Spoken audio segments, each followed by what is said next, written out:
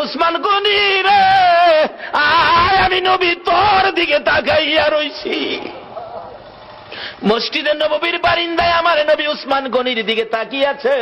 আমি জানি না আজকে বাউনির জমিনে আমার নবী মদিনার থেকে এই মসজিদের বারিন্দার জন্য কার দিকে নবী তাকাইয়া রইছে।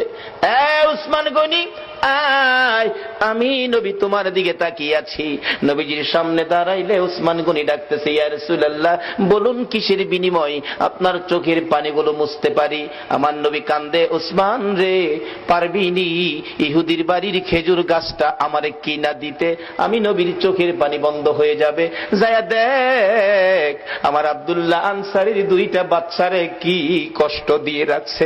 7 দিন চুলায় আগুন নাই রে, এই খেজুর গাছের খেজুর টুকায়া বলে খাইছিল। গাছটার মালিক ইহুদি, 2টা বাচ্চারে গাছের সাথে বাইধা রাখছে। একটা দৌড় মারছে উসমান গনি রাদিয়াল্লাহু তাআলা। কারা গো এই মসজিদের পক্ষে আছো? এটাই হবে আমার আল্লাহর পক্ষ, এটাই হবে আমার নবীর পক্ষ। যারা মসজিদের পক্ষ থাকবে আমার নবী তাদের পক্ষে থাকবে, যারা মসজিদের বারিন্দার পক্ষে গো আমার নবী তাদেরকে না লইয়া ফুলসিরাতের ফুল নবী পার হবে না। উসমান গনি ডাকিয়া, রাসূলুল্লাহ কথা দিলাম খেজুর গাছ না নিয়ে আমি আসবো না। ডাকতেছে, ইহুদি বাড়িতে আছো? জি। খেজুর গাছটা বিক্রি করে দাও। ইহুদি